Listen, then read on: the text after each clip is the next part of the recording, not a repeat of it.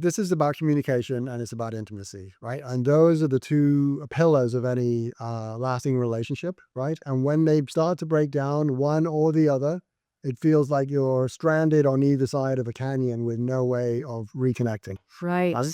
And here's the thing about communication. It sounds really easy, but I think we complicate it. I really do. Couples need to address the resentment, the unmet needs, and the emotional weight that they're both feeling. The problem is many don't, and they've fallen out of the habit of those heart to hearts they used to have when we used to spend hours. Yeah. I was like right next to him 24 hours a day. Yeah. Where are you going? What are you doing? Right. Right. Like, what happened to that? There's a way to get back to it, and that's what we're going to get into. But the truth is that at this point in life, often people avoid those vulnerable conversations, Yeah. right? And instead, they're talking about the trivial stuff like the game, or the dishes or the thermostat, that age-old battle between men and women, who controls the thermostat. But the other piece too is that this little bickering that happens, that is hiding deeper issues, right? That are basically come out of years of neglect. And most likely, we've talked about this in one of our last shows, most likely that pattern is repeated. Yeah. So to be married a long time or to be in a long-standing relationship really does take the other or one of the two to notice what the pattern is and call it out. Yeah. The heart to heart, the when we used to be so close and do everything together, and then the kids happen, and then you're talking a lot about the same things, and you kind of start to feel like you know the person so well. If I have to hear that Complete story sentences. one more time, Yes. right? Do you remember when? I was there. I do remember it. Yes. Did I ever tell you the one I about? did. It's fine. I've heard it a million times. But you also don't want to do that to them, right? No. You might be But what you do want to do is stab them with a fork, and you have to listen to that damn story one more time. right. All right. So the lack of connection can spill over also then into intimacy when you start to not touch as much or kiss as much, or you stop making that time for romance. And it's like the passion that anchored the relationship ebbs away. Yeah. And it then becomes like another thing to take care of on the to-do list. That's terrible. Yeah, the dreaded to-do list. At one point, as a couple, you couldn't keep your hands off each other. Yeah, you just wanted to spend every moment, spend every moment with your partner, right? Uh-huh. And then now suddenly you've fallen out of that habit, and that part of coupledom, the sexy part, becomes another chore that you need to schedule in, or more likely that you're just too tired. And I think that when you're raising young kids, you actually are physically exhausted, right? But that's when you lose the habit of being together in that way. And I think the other piece, Angie, is it becomes something to do and be done with. So it's not like it used to be when it would be this curiosity, this exploratory, this long, sexy stuff that was happening. Yeah. Now it's like, yeah, I just got to get this thing done. Right. And we all know how sexy that is. Do check. Yeah. Nothing sexy about that at all. Right. It's so much to me comes with the identification too that we are in a different age and stage. Okay. Like we just kind of like good for us that we're one still together. Two they've flown the coop. They're doing well. No. Now what? There really is like, let's identify this together. Right. Like we are in a different time. I don't think we talk about that. We're just like, we're moving on. We're going through it. Like we're still working.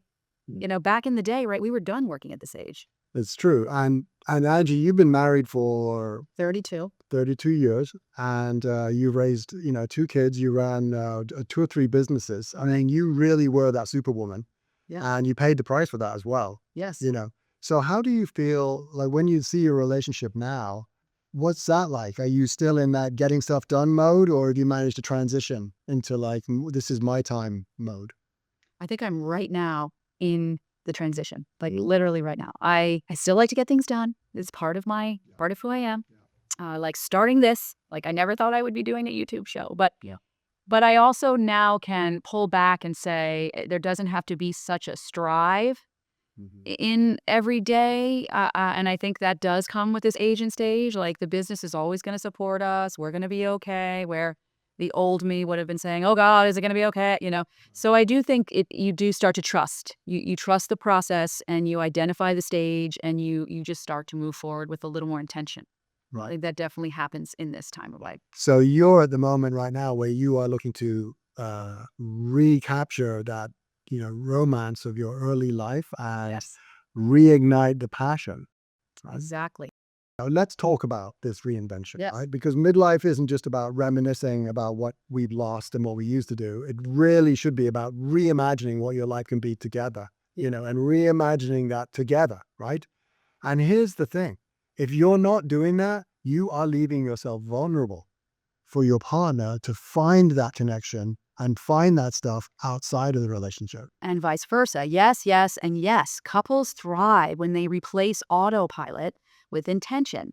So new activities together and separately, like new hobbies, maybe even salsa dancing. You and your salsa dancing.